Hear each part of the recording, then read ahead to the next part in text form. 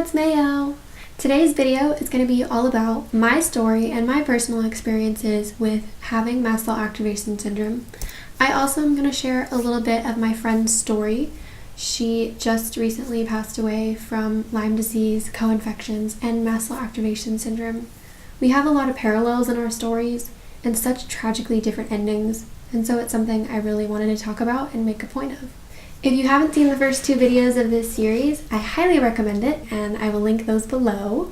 Last year for Lyme Disease Awareness Month, I did a video series on Lyme disease, and I will link those below. I really recommend you guys watching those because not only is it just great information that you can learn and could save a life, but I tell my whole lengthy health story in that series. And today's video, I'm pretty much just going to pick up where I left off at the end of that story and continue into the mast cell chapter. But I will pick up where I left off then. I've been chronically ill for going on 6 years in August.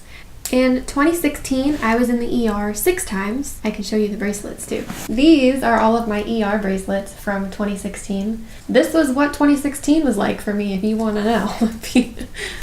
In fall of 2016, I was in college and I was finishing treatment for Lyme, and then all of a sudden I started having allergic reactions to everything.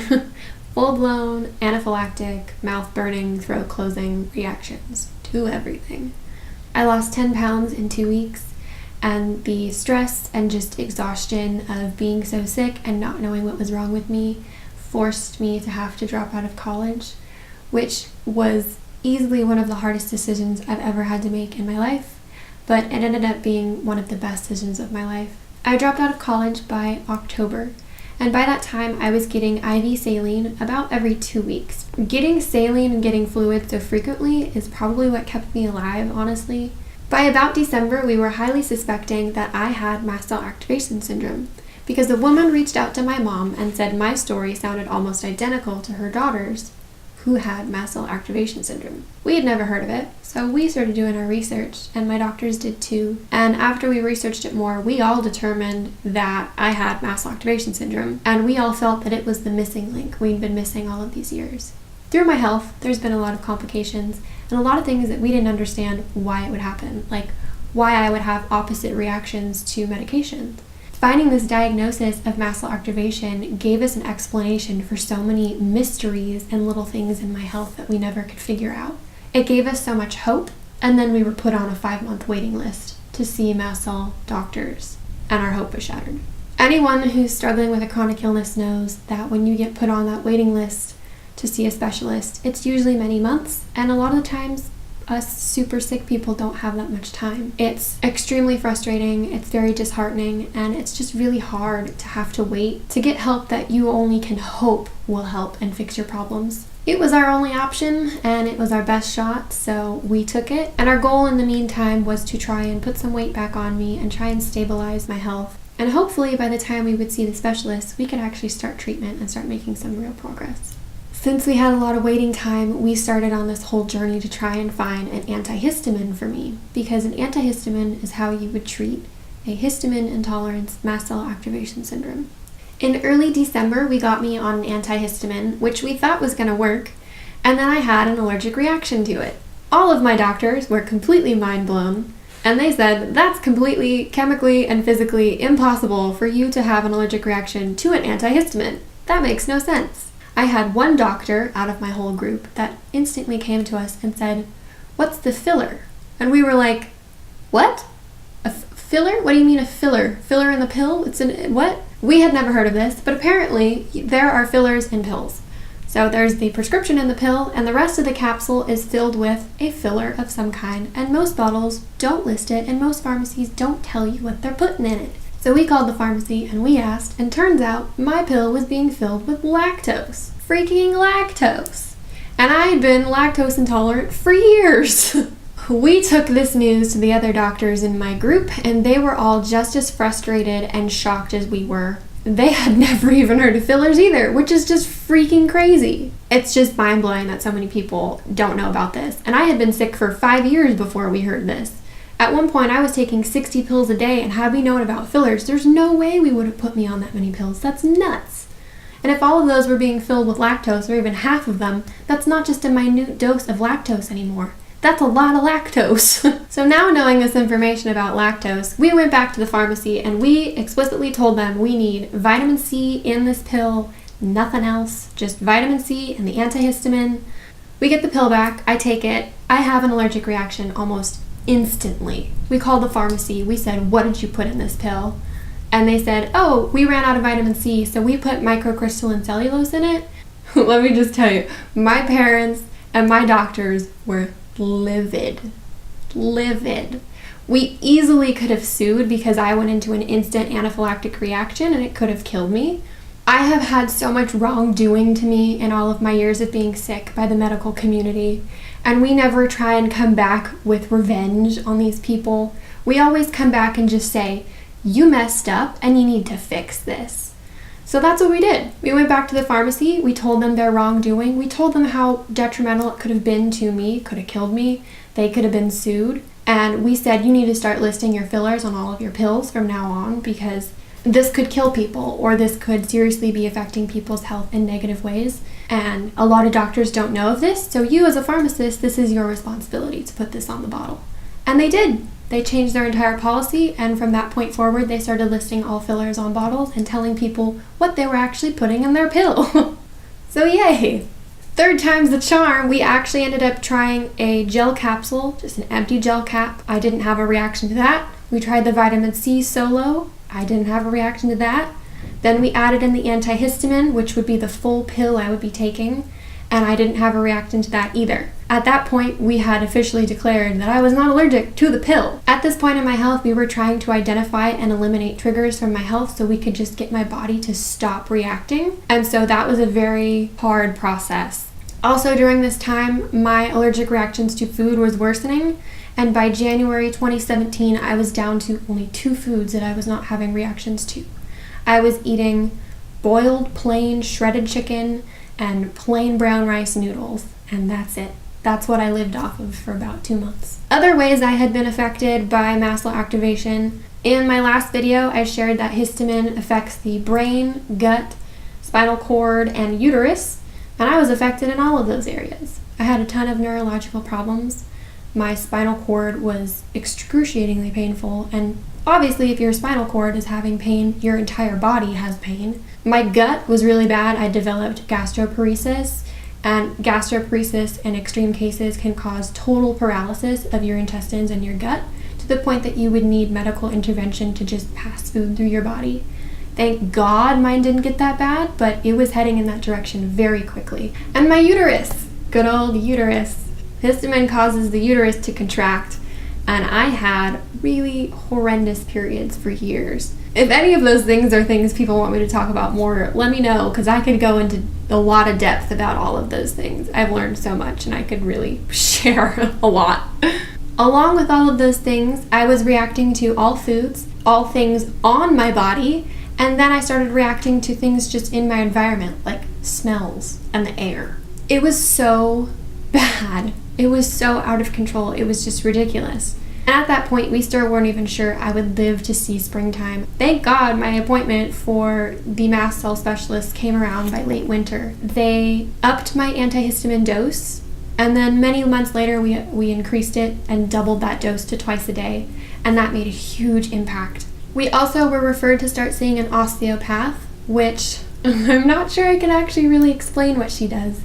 I always just tell people it's like a mix of acupressure, massage therapy, energy work, and then all of the talking we do during my appointment is like a really good therapist. I explain it as it's like mind, body, soul healing. We do work and healing for every level of my body, every level of my being. Honestly, seeing this doctor and doing this type of work has been the single most beneficial thing I have done in my 6 years of being sick. It hugely has improved my life. And from this, I have learned that I can't neglect any part or any level of my body. I have to take care of my whole self, mind, body, and soul. And that's something I really want to share so much more about. Because in all of my years of treatment, we would always neglect some part of my body. We would say, oh, my stomach is really bad right now, so we'll just kind of put something else on the back burner.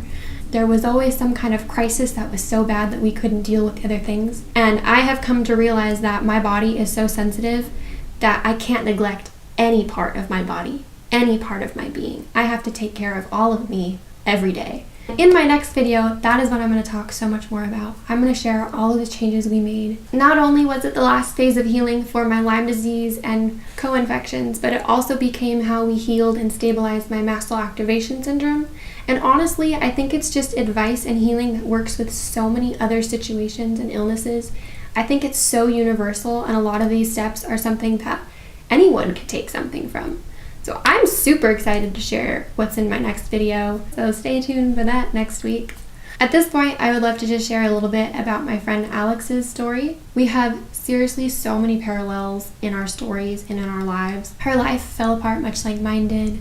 She had Lyme disease, co-infections, mast cell activation, and hers went undiagnosed for a long time too, a lot like mine did. I'm lucky, I guess, in the sense that my mast cell activation syndrome and my Lyme disease flared at different times. Alex sadly had everything flare up kind of in one debilitating blow, and no matter what they did, they couldn't get treatment to respond because so many other things were flared up. Sadly, she passed away in late March of this year. She was only 22. She was so smart, and she had a full ride scholarship to UCLA that sadly she didn't get to take at all because of her health. She was unbelievably kind, so funny, so generous, and just genuinely an amazing human being who had hopes and dreams of making the world a better place. We all lost an incredible human being. My success and her struggles are not so much defined by the different choices we made in our health and treatment. This falls on the medical community and their inability to have diagnosed us early on. An early diagnosis could have saved me years of struggle, and it could have saved her life. So many people fall through the cracks just like we did, and it's not okay. We go to the right places, we go to the right doctors, we ask for help, we scream for help, and we get told that we're crazy, that it's in our head. We get turned away and say there's nothing they can do for us. And that's so wrong and inhumane to treat people so poorly when they're just crying for help. These people who slip through the cracks suffer for years, and some for even decades, and many don't even survive. I know people of all ages who have received such poor treatment as we have, and I know people of all ages who've lost their fights like Alex did. It's inexcusable for the medical community to let so many people slip through the cracks like this. We shouldn't have to fight so hard to survive and receive proper treatment. Survival shouldn't be a privilege. It's a basic human right. We all deserve fair chances at proper treatment, proper care, and proper resources. Period. Especially in this country where we have so much technology and resources, and we can turn this around and make it better. Why the hell aren't we? I, for one, won't stop fighting for change until I see these necessary changes start happening in the medical community, and until I see people stop falling through the cracks like I have and like I've seen so many others. If you want to help, Alex's mom has started a foundation in her name called the Alex Hudson Lyme Disease Foundation. Their funding will help raise money for individuals who can't receive proper testing for their diagnosis. Right now, they have a GoFundMe page up while they're putting together their actual foundation. They're also selling t-shirts right now. They're beautiful, and I actually just ordered mine yesterday. They're $30, and all proceeds are going to this foundation. It's an amazing cause. They're fantastic people. I would love and appreciate your support, and I know they would too. I will put all of those links below if you want to help out. Also, please share my Lyme disease series and also share this mast cell activation series. If you learned anything from my series or from the things that I share, please share it, because someone else will probably learn something too, and you never know who may be needing to hear these things. I found out about my illnesses because people reached out to us and shared about illnesses we'd never heard of. Awareness is key. Awareness can save a life, and awareness did save my life. If you have any questions, comments, or want me to expand on some of these topics I've talked about, leave it in the comments below and let me know. You can also reach out to me on social media too, and those are all linked below. Thank you guys so much for watching. Thank you for following along on my series and hearing my story, Alex's story, and thank you to all of you who will share and help spread awareness and help fight for these good causes. I appreciate you so much, and I'll see you next week. Bye, guys. Classic Mayo. Hair flip. Maybe she's born with it. Maybe it's Maybelline. Whee! Whee! We out, y'all.